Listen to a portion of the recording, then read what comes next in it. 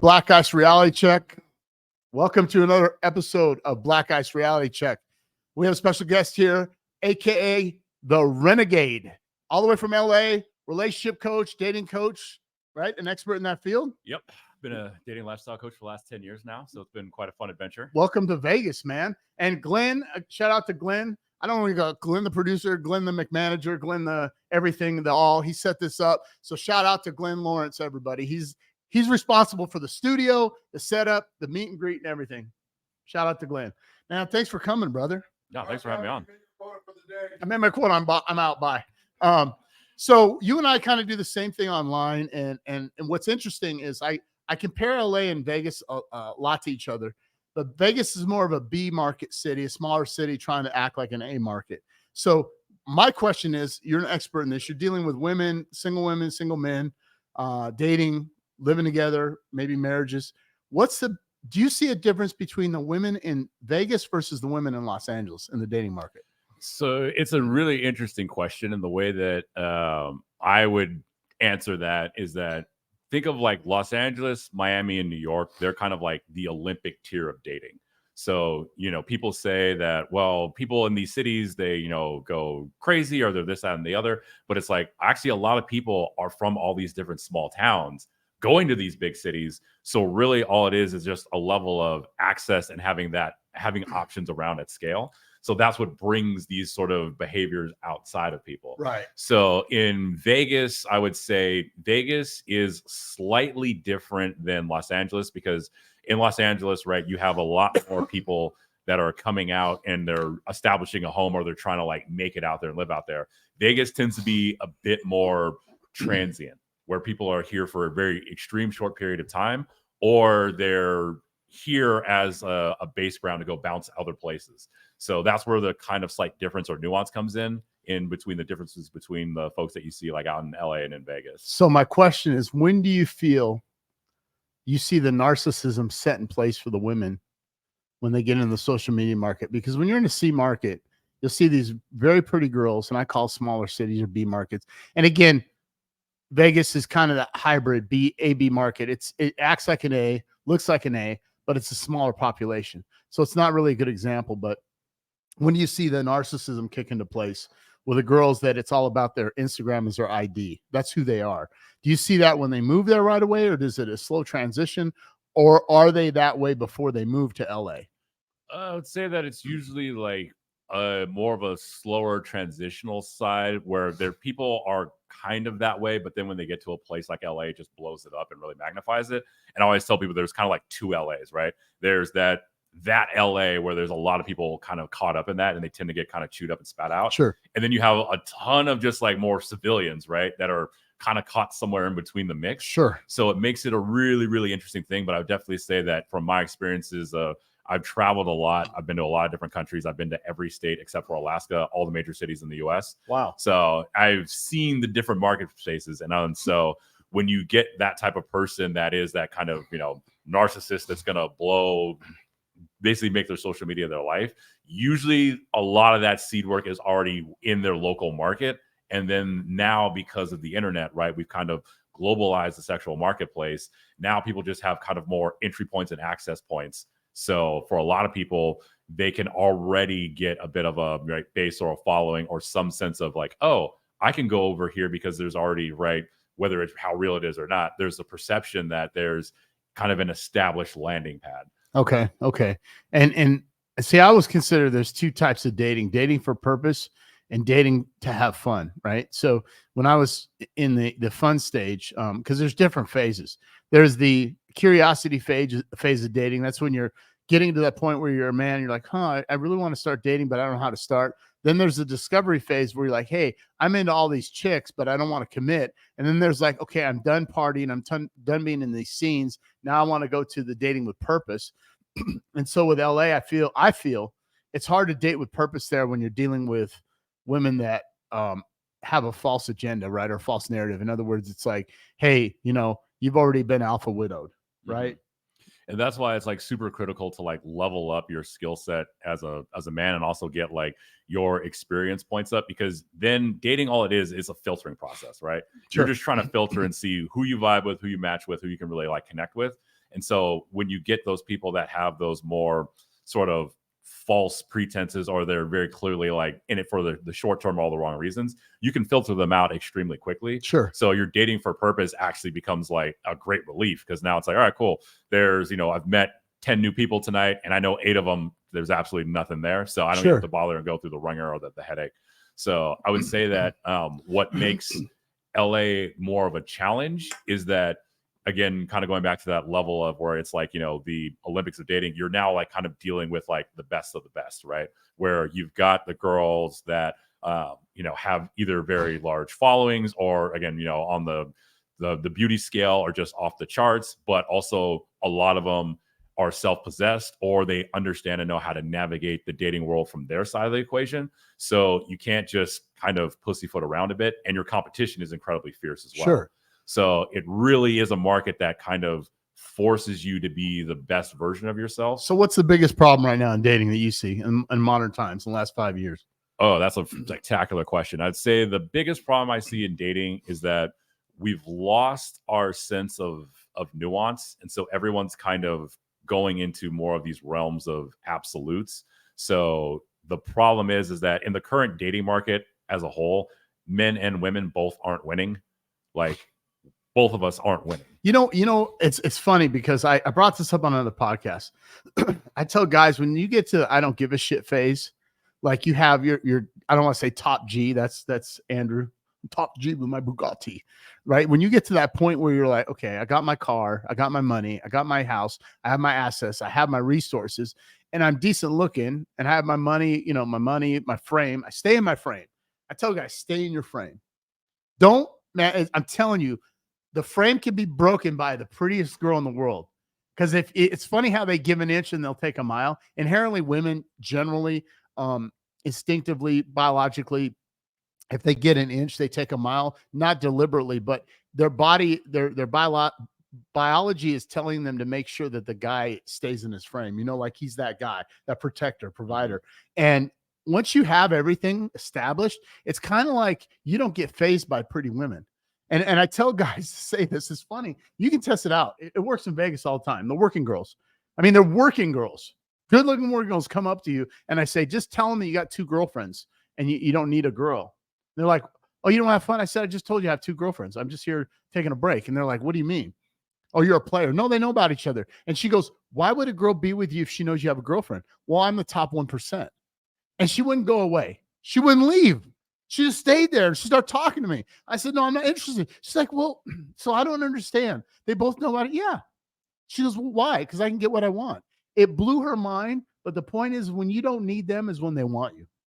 Yeah, exactly. Because again, the thing is, right, is that neediness or that thirst, right? That's like a trait where you're not taking the lead, and you're also sort of more subject to the whims rather than being able to forge your own path, but also like hold your own ground. Because again, you're supposed to be that realm of, safety, security, stability, and sanity. So, if you don't have your own self locked in or under control, that's why I tell guys all the time, like, the women in your life are a current reflection of where you're at and where you're at. And I tell them, don't be so nice. I'm not seeing being an asshole, but women don't like the super nice guys. There's no challenge to it, right? And I tell them, don't be so arrogant and egotistical and cocky, but just have the I don't care. Like, if a pretty girl's talking to you, say whatever. Don't give her so much time and attention. And that's the biggest problem. These guys are texting all the time. Where you at? How you doing? Don't be the girl, be the man, right? Yeah, well, it's also like what you want to do, right, is again that fine line and fine balance between like, mystery and allure, but then also like, again, letting girls know like, hey, there's something here, right? Because I've done that mistake before where I'm like too aloof and then they all just roam away, right? No, sure. But it's that, you flip the script, right? You get that text message and relating this to your buddies. You get text messages from your buddies or people, and you're like, I can't get back to them. Like, I have messages where I looked at it and haven't responded yet because I don't want to engage right now. I'm too busy. That's how they are with you. And so just imagine being on their side of the fence and they're not getting it. So if they're not interested, they're not interested. Right. But I love it when they're not interested. And then you appear on your social media with a gal and they're like, well, I thought you were single. Whoa, I was single. But we never go, no, I'm not chasing you. You're not all that in a bag of Scooby snacks. Yeah, and again, you want to find that person that like fits in with your vibe, but also like is a good amplifier for what you have going on, right? So, because again, the wrong person can be a huge detractor and can take a lot away from you and suck a lot of your time, energy, like sanity and everything. So if you find yourself kind of going and drifting in that direction, it's like, all right, time for a little bit of a hardcore reality check. Right. Because again, when you have like the right girl on your side that's down for you, like it makes you rounds you out and makes you a lot better and shows you that yes, we are actually a very complementary system. But when you get that, now you're more attractive. Exactly. So I go out with my girl, who, you know, is hottest Latina around, sweet as can be, just zero. I mean, we have our times, but I've sent them 1 to 10, maybe 1 drama wise, very little drama. And then there's times where instinctively she'll try to push me out of my frame. I'm like, no. And then she'll bend to the knee, if you will, and say, okay, you're right, my bad.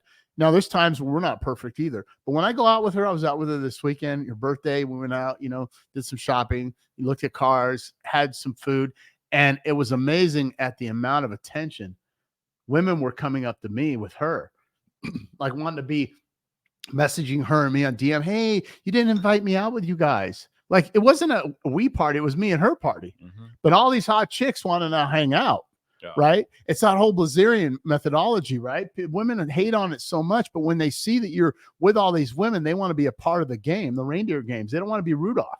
They want to be included, right? Well, it also, you know, kind of shows that you are like, you know, not a creep and you know, like how to be a great person to be around. Yeah. But two, the other thing is that, you know, especially guys, if you're listening out there, the average guy out there has set the bar so low that I was doing a consultation with a female client. And so, you know, she said, yeah, I was on a date with this guy. And she's like, I was actually really impressed because, you know, we went to this restaurant and he made a reservation. And I was like, wait, a guy making a reservation is like impressive? He's like, yeah, like nobody else does it. They always just try to wing it or whatever. I'm just like, oh my gosh. Like, well, because they can't afford it nowadays. Right. You know, the inflation, cost of living, restaurant prices, hotel prices have went up. But the average guy, I got this guy that's been DMing me, trying to debate with me as to why he shouldn't have to elevate his game. You know, it's like, not all guys can afford it. You guys should talk about why, you know, men shouldn't be the provider. It's like, no, dude, no. Don't bend the knee, right? And this is another reason. I'm going to be 100% honest. I don't care if women or guys talk shit about it and say it's weak. Go to fucking Thailand. Go to Colombia. Find a girl. I'm not saying an escort. Why do you have to be here? And they're like, oh, you're a passport bro. No, there's girls that were born in there that come here. I don't need to deal with a westernized woman's mindset. It's the mindset. It's not about the money. It's the mindset. I don't need the drama. And they're like, well, you just want to manipulate and control them. It's like, no, actually, some of those girls are attorneys, doctors, dentists, but they don't need to deal with a feminist mindset and be a masculine male, look like a woman, act like a male. Because right now, like you said, there's so many men that look like a man but act like a woman. Right. And that's what's created this certain, like, you know, market space that we're seeing right now. Is again, it's like I always put the accountability back on guys in this space, because it's like, look, if you are doing what you're supposed to be doing, things are in check, are in balance. When you stop doing it, now they have to pick up the slack. And now nobody's winning in that situation. Yeah, and it's all perception. Right. It's like at the end of the day, it's perception. You know, Andrew Tate's successful. How much money does he have? Well, you don't really know, but it looks like he's got a shit ton of money. He does. But you have to act like you're successful to become successful and work on your money and not focus on women, because women will always be there. Their time's running out, right? Are you with me? Our time doesn't run out. We don't have the clock. So how old are you? So I'm 39. Okay. So if between, I say it 4, and this is just me. I don't, and this is a general rule. To be high valued as a man, you have to have tenure. So I look at these guys, and the red pill has different angles on this. This is the bottom line. This bottle right here of scotch, if this bottle was $2,000, it's high value because it's unobtainable. Everybody wants a sip. I don't care about all the other bullshit that goes with it as a man. Well, you know, he's got to be loyal. No, screw everything the red pill teaches you. The value of what people want, right? That house on the water in Malibu is high valued because everybody would want to live there. So as a man, you got some standards like tenure. Have you made 6 figures for the last 10 years? Well, usually you don't get to that point until you're in your 40s. Let's be real, right? To the point. It's the rule. It's not the exception. And so for the last 28 years, I've made over 6 figures, right? I'm not talking about myself. I'm talking in general, but I'm older. I'm older. Right. I've been there, right? So I tell guys at least 35 at the minimum, but 40 to 50, then go, okay, I'm done doing the party pools with the chicks. I'm done doing, you can still have girls around, but you should have a main girl. You have the money, you're set. But these guys that at 27, man, that I found the bride, it's like, bro, why don't you wait till you're older and have everything put together? Now you have your foundation. Now you can go hand select what you want, right? But the women think that they don't have a time clock, because women, we don't deal in absolute. Right. I agree. But women, when you say something and you say a quote, it's like, oh, I know a girl. The rule. Here's the rule. The rule is XYZ, right? I don't need a virgin as a man, but I don't want her to be with all these alpha males. Like, oh, I was in Dubai. It's like, I dated girls like this. I swear to God, bro. The whole time I'm in the car with her, she hung out with Dan Blazerian. You know, she'd been to Dubai. And it's like, you take her to a nice hotel on the strip. It's like, oh, I've been here 36 times. It's like, how many dicks were in you, right? I don't want to be with that. Well, you're insecure. Okay, call me insecure, but I want to be with a girl that has new experiences, that has experienced something new and is exciting about it. Not like you're in the penthouse suite at the Bellagio and she says she's been there 10 times. And I've been there, and I'm like, okay, this girl. Well, because again, what I think the misperception that a lot of folks have with that is that there's nothing more amazing than when you can open up the world for a girl, like the first time you take her to somewhere she's never been or a brand new experience. And again, it's like that will create such a special, unique bonding moment between you two, that it really helps make both of you like more powerful together. But also as a guy, it's just one of those things where it's like, yeah, that's right. Like, you feel good. It feeds your ego. Yeah. You feel good. Again, like, the thing that a lot of people don't understand, right? Is like, they say men want to be providers. Like, well, we love being providers. So it's great. It's amazing. Like, the first time that, my parents were struggling a little bit with the rent, I was like, don't worry, I got the rent covered this month. Like, that was such a feeling where it's like, okay, now I've become like a self-actualized individual. And now, I'm at the point where I can start taking care of and making sure everything is good. 100%. So it's such a very powerful thing that you want to grow and expand that. But the other thing too, I think Instagram, the bad thing about social media has ruined our perception of reality, where everybody lives beyond their means. And I've been caught up in it. Right. And I got to remind myself, yeah, I do really well, but then how much is well, right? So I'll give you an example. When I was in the service, I'd go overseas, third world countries. I remember going to the Philippines and I saw children looking for food in the dumps, the trash. Go to some parts of Mexico, and it's like, we got, I have 4.5 bathrooms in my house, and I'm going, these kids, they didn't have running water, right? And what happens is we get here, and if you just have a decent house, let's say an average house is $460,000 in America, whatever, $435,000, and you have a decent car, a Toyota. Okay, watch this, and you have a decent 9-to-5 job, and you make 75 grand a year. You can't even compete with these girls here, because they're looking on social media and they see all the glitz and glamour. They don't understand the price the guy paid. They don't understand. And the other thing is, they don't understand how to qualify to get the guy. And then they're all mad. And so that's why I tell guys, I said, look, we mentioned you take them somewhere, you take them to a restaurant or something. You go, it's funny, you're going to laugh. But we have it so good, we don't realize that the Cheesecake Factory, you took a girl from Colombia to the Cheesecake, you're laughing. The engineer's laughing, right? and he's laughing. But if you took a girl from the Cheesecake Factory, or a girl from Colombia to the Cheesecake Factory, she's, oh my God, this is amazing. And you're like, oh shit, this is going to be easy. You take a girl on, think about this. Think about this, bro. If I called a girl right now and said, hey, I'm going to take you out on a date and we go to Cheesecake Factory, damn well she'd be like, this motherfucker, why am I at the Cheesecake Factory? And the bill could still be $100. Isn't that crazy? Isn't that crazy? Yeah, that is crazy. And that's also kind of like the down for you test to see like exactly who you're dealing with, right? Because again, if you're with that girl, right, and if she's really in or about you, then wherever you go, it's going to be great. It's going to be a fantastic time. But if you get the girl that's kind of like, very much looking for, well, my last like 3 boyfriends, they all took me to Nobu on the first date, so I expect you to do that, right? Then like they're all more my interested, all my boyfriends. they're more interested in the lifestyle rather than like actually you and what you bring to the table. Yeah. When I was younger, I had this business.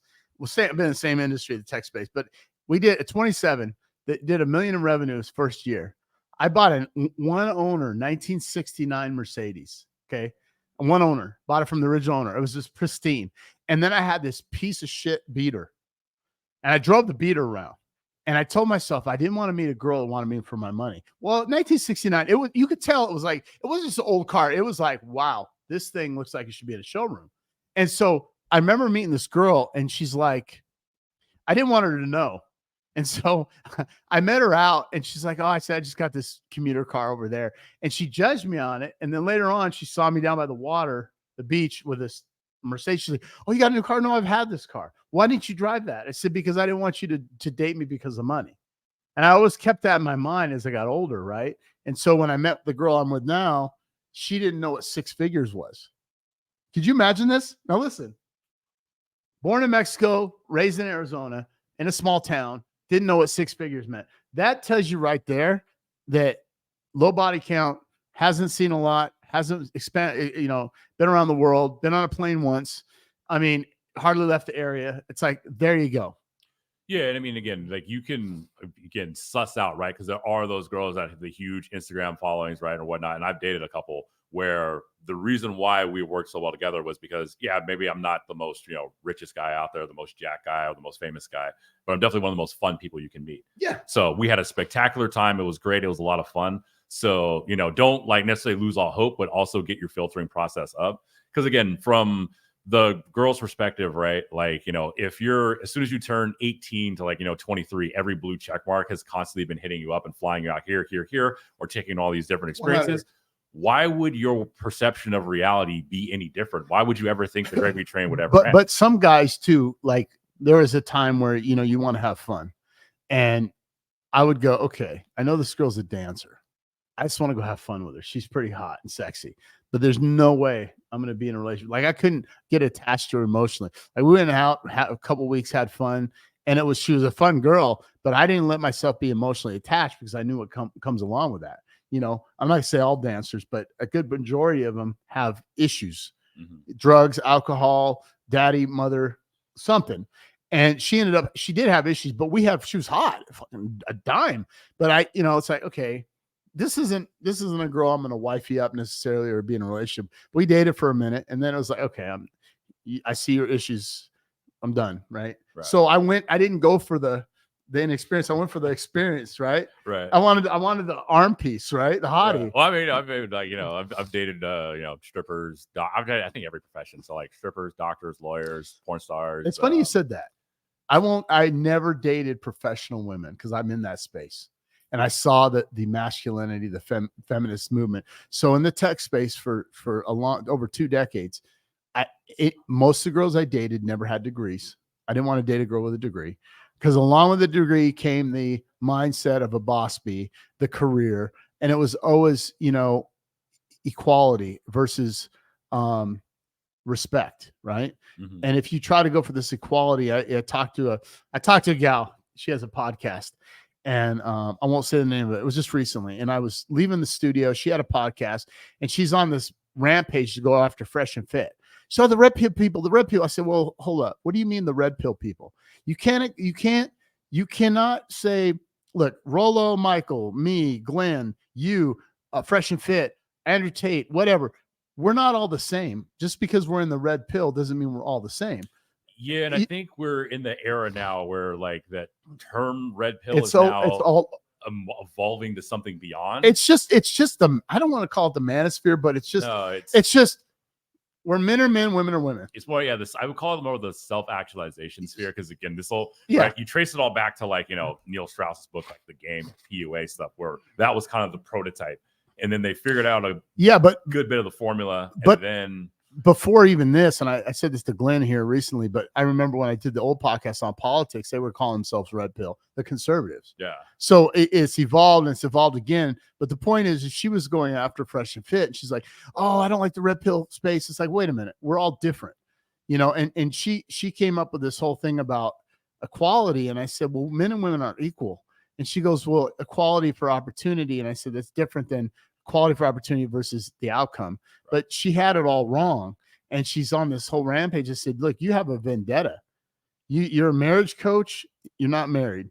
You're in a relationship with a guy who looks like a model, but yet you support him. I mean, it's so backwards. And I had to set her straight. And I said, look, we all have different perceptions, but we went down the path. And then she's like, well, I got a girl that does bottle service that takes care of her guy. I said, you lost me at bottle service.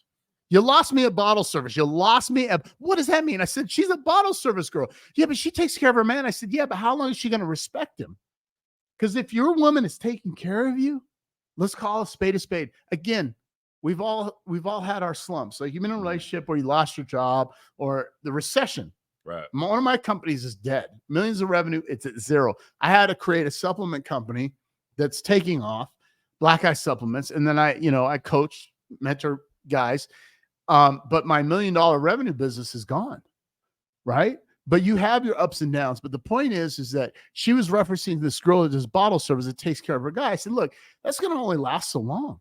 Right. She's doing the one-off, the exception to the rule. But the other side of that coin too is that, her bottle service friend is probably going to have like a really negative view or experience or opinion. Cause again, there's, taking care of that guy when it should be like, hey bro, like what exactly is he doing? Like bringing to the table. And again, a lot of times girls, they see something or see some potential and they invest very heavily. And then the guy burns them.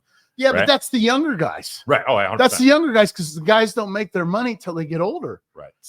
Most of us do, most of us, right? Yeah, there's the crypto guys. There's there's guys that do it, that play poker, right? But 90% of the guys, man, it's like I remember between I got another service and I was like, dude, I was slinging cell phones and it's like I got to pay the rent. I had to do something extra on the side. How am I going to do this? And I was always dating at my level and below. I didn't feel comfortable dating a girl that made more money. I didn't like it. And then not that they wanted to, right? And I remember dating this one girl who was a cosmetic queen, worked at Nordstrom's, Black and Japanese, gorgeous. And I had confidence. I had game, but she made way more money than me. She had her own house. I lived in this apartment. It was like, it just, after a while, it just didn't work out, because her expectations were, hey, we should go on a trip to Hawaii. It's like, bitch, I can barely afford my rent, right? And I got a car that I had to push, pull, and drag. You know what I mean? Yeah. It's like, is it going to start? And then we'd go out on her car. We'd take her car out. She had her house. And as my money increased, the quality of women went up, right? Right. You know what I mean? And so I think as a younger guy, especially now, the expectation of being on your own 18, I mean, how many guys can afford to live on their own right now? Yeah, it's definitely a lot tougher. I will say it's gotten easier and harder at the same time. So it's gotten harder in more of like the economic financial sense for sure. And in a lot of senses around the expectations.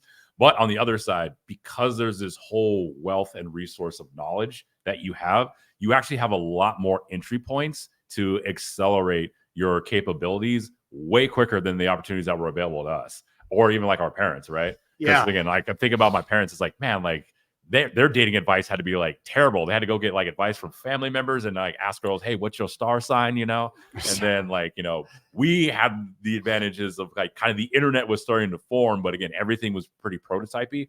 But now that there's a fully flushed out knowledge base and resource library for anything that you really want to look into and dive into, now you have a lot more capability to really take on that ownership and level yourself up a lot quicker in a very dynamic and changing market space. Yeah. And I think too, that a lot of places too, to be successful, you almost got to be in remove yourself from the social media aspect of the flashy lights, right? It can be a great tool if you leverage it, but understand that it's a tool and that it's like, not reality. Right. So again, moderation, right? Everything in moderation is fine. So if you understand that it's a tool that can be used and leverage, because I found that, Instagram has been a phenomenal business tool. Oh, it's awesome. Tool, right? Yeah. It's awesome. Great.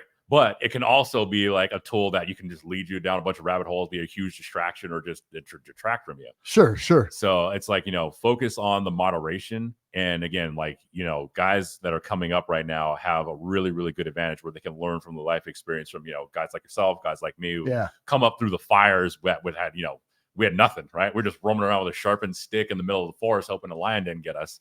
And so now, we have been able to pass on that knowledge and have that resource base there and available. And it's people are a lot more accessible too. Now, right? Now before we started the podcast, and I'm not going to throw this out, but I'll talk a little bit about, I heard you and Glenn talking about cultures and dating, different races. Yeah. I don't know if you want to dive into that, but I've seen certain cultures be more challenging. I don't want to say cultures. Well, yeah, I can say cultures, because cultures and race is two different things. But predominantly, I'm biracial, black and white, but I've seen growing up recently, and I think it's due to the music. I think it's the mindset, right? Like I said to a girl, name one female rapper that's not masculine. Like I'd be scared to date the girl. Like, is she going to beat me up? Like, dude, your music sounds like you're aggressive, right? But in the black culture, I'm seeing this distance between black women having problems dating men in general, not just black men, and it's not because, look, there's some beautiful black women. I see black women. She's gorgeous. I saw one this week. I'm like, my God, that woman is cute, beautiful teeth, smile. But then my first response is, let me hear her talk, right? Let me see if the nails do this. Let me see if the attitude. It's like, oh, here we go. How loud is she? But I've noticed in the black culture, a lot of the black women are very aggressive. Have you seen this? Have you experienced this in dating? And again, I'm not picking on black women. I'm just saying this is the perception I've seen. I've dated, and I had no problems dating, but I didn't find one. Like, it's funny, I didn't find one that was part of the what I call it, the I said somebody said something. I said, look, 9 to 5, Monday through Friday, I'm Carlton, right? I'm corporate, right? And I'm the old Will Smith afterwards, not the new simp, right? But I told the girl, I said, look, she's, well, you're different. I said, no, I said 9 to 5, I'm a different cat. I gotta be able to communicate with corporate America. Corporate America is not who I am. Just like Instagram is not really who I am, right? I'm myself after 5 p.m. I'm myself on the weekends. But what I've said to this girl, I said, you can't act a certain way. The way you're acting is so aggressive. But have you noticed this in the black community with black women?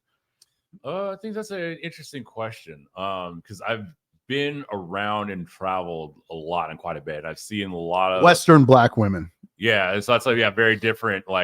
So that's a very different cultural subset.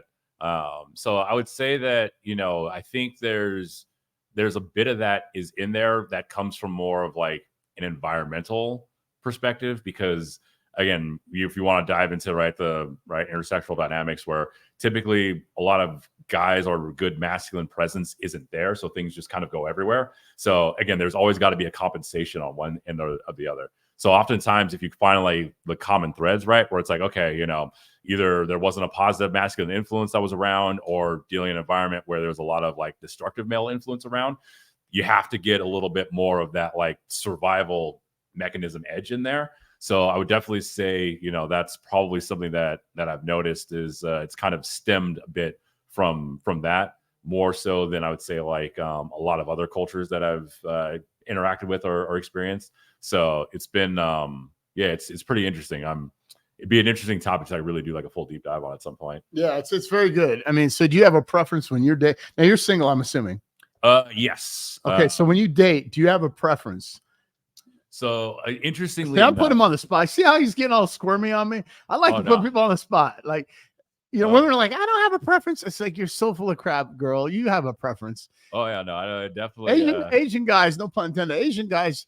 I'm not talking Filipino, because I'm Pacific Islander. Okay, all my buddies that are Filipino, I'm Pacific Islander. It's like, wait a minute, where's Japan? So you're not Asian? No, I'm Pacific Islander. Okay, excluding Filipinos, or Guamanians, whatever. There's another one. I can't remember the other one, but Asian guys have it, the roars, because they're pretty much stuck in their culture. But so the girls say they don't have a preference, right? And then I start breaking it down. It's like, well, I don't want a fat guy. He's got to be 6'8", APAC abs. Like, what do you? So, do you have a preference in the type of girl? Because I know I did. Yeah. So my preferences are typically more. Again, I just see how I won't get to the answer. I love one. I just want to say like he's putting him on the spot. He's like, that girl I'm seeing is not going to fit the profile. Come on. It's like I love women. So there's like this meme where there's like this cat like licking his lips, and there's like these cupcakes like decked out everywhere. So I'm kind of like that cat where I'm just like, there's just so many different varieties of flavors. Okay, so you're pretty open. But for me, it definitely comes down a lot more towards a kind of personality and vibe. So okay, but guys go for looks first. We get right. Women are sex objects. So at the end of the day, see, he's agreeing with me. I'm gonna get him on here. You're fired. No, just kidding. So guys look for. I get it. Okay, let's just look on looks. Don't. I get the whole. But it's like for me, it's like it's that like look in the eye that like gives me like lets me know like there's a good feminine energy, but there's a bit of edge there. Okay. So that's the first thing I look and I notice, and then I see everything else from like okay, like so typically I go for girls that tend to be a little bit more on like the kind of taller, kind of athletic side. Okay. The shortest girl I've dated was 4'11", tallest girl I've dated was like 6'1". So you like the Wonder Woman, the athlete girl. Yeah, those are usually the types of. He wants a pole vaulter. So, but the volleyball chick. Oh, volleyball, the Brazilian. Yeah. So Brazilian volleyball chick would qualify. Maybe it's just he's gonna go Google it. Done well with a lot of wow, yeah. Done well with a lot of Middle Eastern girls. Okay. So yeah. So, but again, for me, it's always that like that kind of like look in the eye and that. So you go for the look. That gives me that oh okay, like we could vibe here. Yeah, that look. Okay. What about you, engineer? Strictly Latino. Yeah, he's strictly Latino. See, love it. See, man, where his heart is, he's going right for the Latino, right? Okay, good deal. So now, what is your advice to men that want to be married, like at a young age? What are you telling guys? Yeah, so what I tell guys is like, look, again, there's absolutely nothing wrong with like wanting that, but you have to have like kind of a vetting established checklist of where you're at, because there's certain check markers you need to hit as a guy before you qualify as marriage material as a guy, right? Because there's often a lot of emphasis put on like what makes a girl marriage material. What makes you as a guy marriage material? And I always ask my clients this question. Are you someone that your woman could bet your future on? Could she bet her future on you? So if the answer to that is, I don't know, maybe if it's not a resounding absolutely, because I got this, and this lined up and it's in check. And yeah, you may not necessarily be like exactly where you are, because again, there's always new mountains to climb. Like you have new mountains that you're trying to get to. I have new levels I'm trying to get to. So yeah, you don't necessarily have to be like quote unquote fully set and established, but you have to be able to look her dead in the eye and say, hey, baby girl, you can bet your future on me. I won't let you down. But you know, the biggest problem that I see with the young guys who get married too soon is that once the money does come in, then they realize their value and then they want to go cheat. Well, there's that. And it's like, you have to be upfront about who you are. So, but do they know who they are if they're broke? Right. Which is a good question, which again is like, economics is definitely one of those check markers in there to say like, hey, what level are you at? Right. Because especially now with the tech scene, there's a lot of guys that are young that are coming out like making close to or six figures at relatively younger ages. Right. So, and I think the six figures now is the new standards. Yeah. I'd say 250, but you know, because it, you know, 100K, when I made that, it was like, wow, okay, now 100K, you're broke in certain cities. Like, oh yeah. I remember the first time I made 100 grand, I was like, oh my God, this is so much money. And now I'm like, if I make 100 grand, I'm like broke. Like, well, yeah, in LA, I mean, because you're getting almost 48% tax in LA with the state income tax and federal tax. 100K is going to be 55, 60 grand after taxes. So you're at the end of the day, you're broke in LA. You can't afford it. I mean, unless you're living in the, you know, the ghetto, right? Mm-hmm. So that's why I tell people, you know, girls say, you know, they got to make this much. I said, well, here in Vegas, 100K, you're doing decent. Yeah. You're doing decent. I mean, relatively speaking, but yeah, you got to do around 250. But I found that who was I hearing this variety? Oh, it was about, maybe it was Dr. David Buss or a book, or somebody's talking about the men cheat because based on variety, right? And inherently they want to go out and breed. Well, it's like what Chris Rock said, right? A man is only as faithful as his options, right? But I would say that more so than that, it really kind of comes down to you know, how you handle your relationship as a man, but also B, you have to like kind of put yourself through a bit of the fires to get a real sense of like who you are and what you're about. And so that's really what it comes down. And the biggest struggle for a lot of guys is a lot of guys are with girls that are really good for them, like kind of at the time, but they have that, I need to kind of go out, like sow my seed, like sort of explore. Yeah. And again, get my experience points with women up. So that way I really know what it is that I need to do. So they tend to anchor themselves and drag things on, which is not good for either of them. So you have to make the hard sacrifice and say, hey, I got to let you go because you're ready for this. I'm definitely not. For me, I hit that critical juncture when I was 29.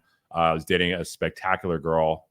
She was a Playboy golf bunny, really cool chick. I mean, like, but at that time, she was really like looking to settle down, have a couple kids, whatnot. And me, I was still very much like figuring out who exactly I was and where my place was in the world. And so I had to make like it was extremely difficult to break up with her because the first time I tried to do it, I'd promised her like a month before that this particular night we were going to go to a friend's going away thing. So I was like, all right, we'll go to our friend's going away thing and whatnot. And then afterwards I'll do it. And then of course, lo and behold, it turns out she's throwing me like a surprise birthday party with like 40 of my good friends. I feel like the biggest asshole of all time. And I'm just like, oh my God, like this is like, I was like, I know what I have to do, but this is the worst thing ever because like you're just so like amazing. But a mentor of mine once told me the right thing at the wrong time is still the wrong thing. Yeah. So that was a really, really extremely difficult thing to do. But I think we both were better off for it because now she has 2 beautiful children. She's a fantastic mom. She's doing that. And then me, I've actually like leveled up to where now I'm at the place where, yeah, if I met her in my current state or like even 3 years ago, there's another phenomenon going on and I want to talk about. It's called the menochange phase. It's where women hit menopause. And what happens is they get their house, they get the money, they get the cars, they got the roof over their head, right? Everything's stable. And then their husband gets to the low T point. They've been with a guy, they had the children. Women inherently are together with a man to breed, to have children, right? That's the goal. That's biologically how we're wired, right? To reproduce. And that's the rule, not the exception. But when you get married at a young age, you're seeing like an 80% divorce rate among women. And they get to the point where their kids are going in high school. Guys are simple. Most men don't divorce. I mean, it literally takes most guys to actually physically catch their wife cheating to divorce most of the time. Even if they think they did, guys got to see it. And what happens is then they're sexy MILFs, if you will, right? Mm-hmm. But what happens is they want to go out and have fun. Girls just want to have fun, like that song. And I see it here. And women will, oh, this isn't true. Trust me. Every time I'm out, every weekend playing poker, I see all these married women flirting with me. And I'm like, dude, you got a ring on your finger. You're from Orange County. They're like ready to go. And I'm going, what are you doing? And their husband's Larry Lunchmeat or Bob the Builder. And I say that, he's got his Dockers on, belly. He doesn't get his TRT shots. Right. And there's no energy. There's no sex life. Right. Sexual polarity. And it's gone. And so what happens is the big phenomenon now is women get into their mid to late 30s and 40s filing for divorce because now they know they can cash their checks in. They got their equity. They're like, well, I'm going to get half the house. The judge will let me stay here. I have kids that live at home that might be 18, 19, 20. I can get the, his part of his retirement 401k. And I can, just go out and have fun. And so I've seen this big trend. I don't know if you've noticed this, but nobody's really done a deep dive into it. And I've been studying this and wondering, okay, if this is the trend, how do we stop that trend? Yeah, I mean, I think the way to kind of correct a bit of that trend, right, is that we have to see how the world and the space has evolved and shifted a lot, right? Yeah. So, because again, we're kind of like what Rollo talks about, right? How we're still like operating in a lot of senses on like really old, outdated models. We're still kind of doing that and seeing that, right? So it's like, okay, cool. When you get married young, but right back in our grandparents' generation, right? Got married young, like 14, 15, whatever, or like, the term spinster was actually came out of the term that meant if you were a girl, you were 23 and you weren't married. That's where the term spinster comes from. Because it's like, oh, you're a 23-year-old lady and you're not married. Like, oh, you're way past the mark. And that's how it is in Asia. Right. They got terms for it. I don't remember if it's like past 25 and you're not married, they give you a name. I don't know if it's Korea or China, but I think it's China. 25 years old, not married. There's a Japan. What do they call it? There's a term. Anybody know? Bueller. No. No, but there's a term. Go ahead. Sorry. Yeah. So, so that's just goes to show, right? Just like how the market has shifted where now the average person, right, is getting married like either way later. But again, for those people that do get kind of married and young, the biggest issue, again, where I see where it comes in is, right, it's look at the husband. If he's taking care of like things in business at home, she doesn't have eyes to go wander around or anything. Like you get a girl and you get her locked in, every other guy on the planet vanishes. Yeah, but here comes the girls' trips, right? The ladies' trips. Mm-hmm. And so in Vegas, I see the bachelorette parties. Sorry. So every weekend I'm out, I just saw them. There were 6 of them, and there were some good looking moms. I'm like, oh, she's hot, right? And they're like flirting with all the guys. They got rings on. I'm like, dude, what are you doing? Right. What are you doing? Right. And I would say again, like, again, if and I don't know that he's not handling his business, but I think there's this sense of boredom that comes in with these modern women after the kids are gone. They feel like they feel like they have to go out and experience life that they didn't have.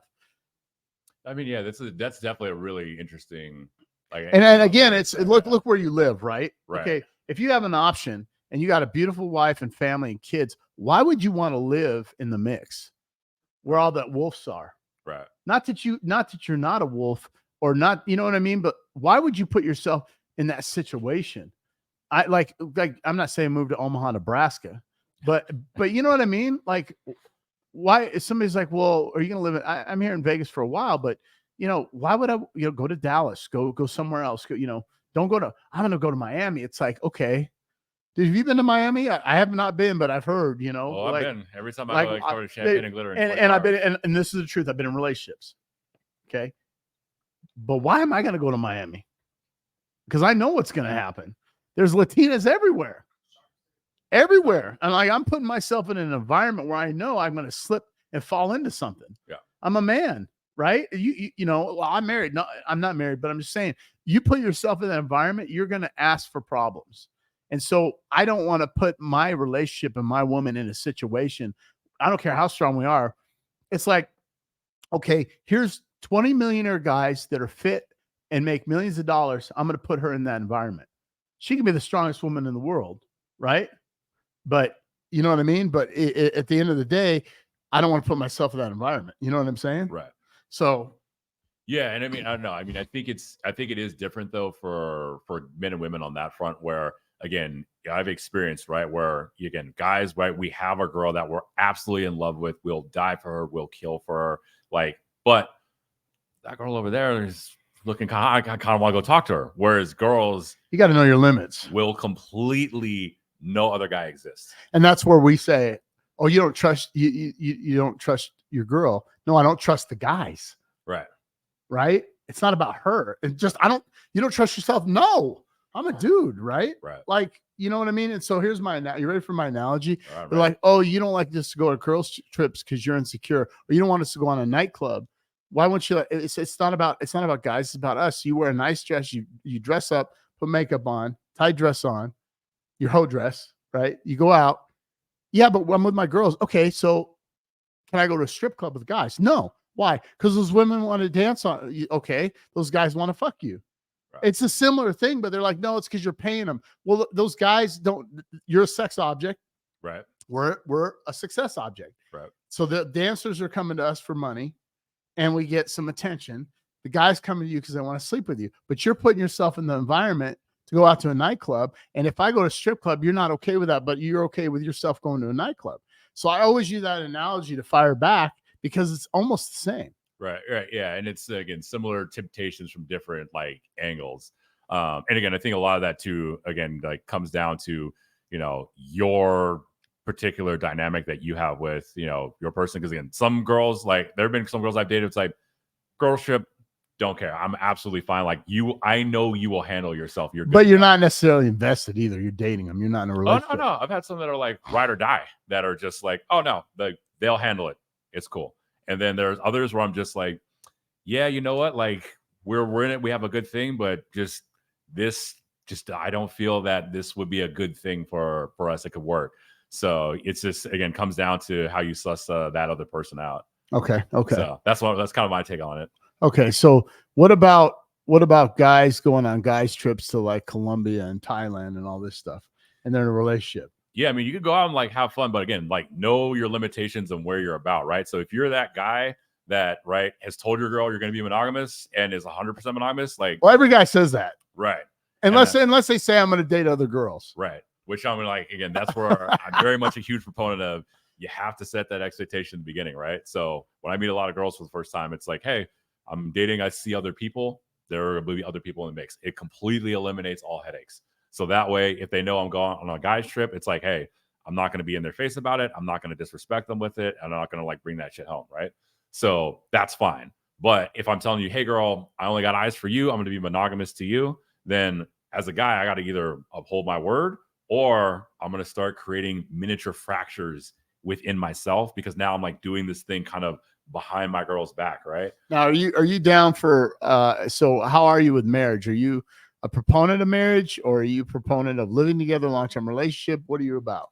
Yeah, so I definitely think that like marriage, not state marriage, because I think that's a very different thing, right? Where I like this guy. He's yeah, on the same page as me. Keep the government out of my relationship. I was about to fire him, but no, I'll keep on another week. No, I'm the same way. I mean, I'm not against it for people, but I just think I've seen so much that I feel it's better, because marriage isn't about a certificate. Right. So like that sense, right? Like I have a good friend who's been with his girl for 26 years. They don't have like an official legal marriage for that exact reason. Did they do a ceremony or anything? They do like through like a party, like saying like, okay, hey, okay. But where does he live? Yeah. He's out in LA.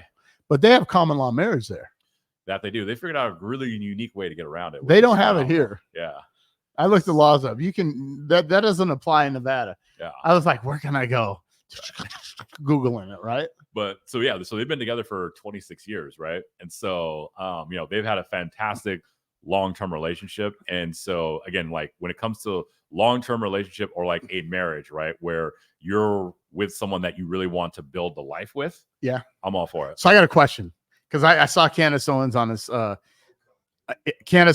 Daily Wire. I like Candace Owens, but I was wondering if she was on a podcast with me, and they're all about marriage. And I said, and I want you to answer this. Do you think, and this isn't for her, this is for you, but because we're on the same page, we have the same belief. And if she's like, well, all these guys that aren't being married, blah, blah, blah, this and that, or Ben Shapiro, all these people on the Daily Wire, and I'm not against the Daily Wire, I support it. But what is marriage? And Glenn talked about this a lot. And I don't want to, I'm paraphrasing. Okay, Glenn, because Glenn said, okay, and Coco approved. It's a covenant under God, right? When you get married. Mm-hmm. So if I went and did a ceremony with my girlfriend, mm-hmm. with a priest, or him, he there you go. See, nice putting pressure. And we went to a church or facility, and we got married. And then I had Candace Gordon on, and she said, well, you're not married. It's like, well, yeah, I am. Because I don't have a certificate, does that mean I'm not married? Right. So this is where the fine line comes out with Daily Wire. So if I had her on, what do you think Candace would say to that? That's a good question. Because you see what I'm saying? Because we are married. Yeah. This is very true. Yeah. Hey, Glenn said, the Bible said, thou shall not get married with the state. So never said that. Thou shall not, right? So thou shall, you know what I meant. Stop, shall. So basically being married is a covenant with God. It doesn't mean you have to sign a certificate with the state. Right. So would Daily Wire accept that as a response? Because I could see the pushback. I could see the pushback, yeah. Now your friend hasn't went through the ceremony. Right. They had a party. That doesn't count, right? Yeah. Right? But if you have, did they exchange vows? I was not at the party, so I can't. Okay. Can ascertain that, but yeah. Glenn's saying if you're married together, don't need the state involved. I'm translating. Yeah, I mean, I would consider myself technically divorced, right? Because I was with my last girlfriend for 2 years, 2 months, 13 days, and he's counting. Oh, well, when you? Oh yeah, when you? Why'd you guys break up? It was twofold. Where one, she had a couple of self-sabotaging tendencies, but reality, the biggest thing was it was an old habit of mine that resurfaced, which you always think like you're constantly past it, which when I'm with girls and I'm there, I'm present, we're there, we're interconnected, and then when we're physically not together, sometimes it feels like there's like a complete void there. So they're just like, so the way that I phrased it is that we built this world together, but then a lot of stuff was going on last year. So I was stressed with like, certain family stuff, like losing money, businesses, all this other stuff. Oh, we all lost money. Right. Good Lord. Anyways. So what I wound up doing was we had created this world together. And so then I wound up unintentionally making her feel like a guest in that world. And so that's like what you were really, dating instead of a relationship. Yeah, that's what really led to the wedge. So, all right. Well, and it's, again, we all have our things that we have to work on. So this was something that like from my early days was always like kind of a big like sort of thing. And so I thought like, all right, cool. I like locked it in, I mastered it. And then come to find out, okay, like there's still a little bit of that in there. But we're about a year and a half in. And so I told her, I was like, hey, look, I'm not saying that we need to like get, official wedding or anything like that. But like we're down, we vibe each other very well. We compliment each other. Like you're a huge addition to my life. Like you would die for me. I know that you would do everything. So this journey of life, let's go through it together and let's build something. Right on, man. So that was the conversation. You caught yourself. You figured it out though. Yeah. That's good. That was the conversation that we had. So, and then again, when it wound up not working out, right? Yeah, it's real easy to like blame her and be like, oh, it was this, but it's like really any and everything that happened all stemmed from the fact that, when it came down to it and the pressure point, that's where I failed to make sure that I was taking care of my girl. And so, yeah, can't blame her. Right on. So any last messages you want to send out? A message of hope to men and women. What's a good message you can give to? Yep. There you go. There we go. Yeah. Well, hey, that's his opportunity. Glenn said. So, well, yeah, I can tie it all in together. So, what I would definitely say is, the message of hope, because I'm a relentless optimist, is, again, men and women are very complementary. And again, take everything that you see in this modern world with kind of a bit of grain of salt, because again, it's easy to see all of the like, big headlining train wrecks and airplane crashes. But in all honesty, like there's a lot of amazing people out there you can connect with. There's a lot of really awesome guys out there. There's a lot of really awesome women out there. So whatever side of the fence that you're on, be open to allowing people to surprise you and don't get, too discouraged is what I would say. Because again, there's a lot of great opportunity if we, a mentor of mine told me that God's in the details, but so is the devil. So it depends on who you're looking for. So if you're always looking for the negative, don't be surprised when you find it. If you're always looking for the positive, more often than not, you'll be surprised with it. And so for the women, it's a similar. Yeah, very similar. So that's kind of like my, down the middle universal recommendation. And where can they go to find your course on dating and relationships? Yeah, so I'm actually hosting a webinar upcoming this Saturday from 10 to 12 p.m. Specific, and it'll be a 2-hour webinar, and it's focused on increasing your income as well as building your dream lifestyle. And it's the first hour is focused on practical steps that you can take today to actually start doing that. And then the second hour is a live Q&A session with me, so I can answer any question that you have. Is that on your link in your description in your Instagram? Yeah. So you can find me on Instagram. You can find me at my website. All my socials are the same at Renegade Wingman. So renegadewingman.com, or on Instagram, Twitter, or YouTube. Right on. Right on. Well, hey man, I appreciate you coming out. This was good. Somebody on my side, Glenn. No, I got your back, man. All right. All right. Well, hey man, make sure you follow him on his Instagram and go to his website, YouTube. Make sure you like this video, share this video, hit the bell for notification, and stay strong. And remember, this is the only podcast in Vegas where the truth will set you free. Don't you like that? Right on. Stay strong. Thanks for having me. All right, man.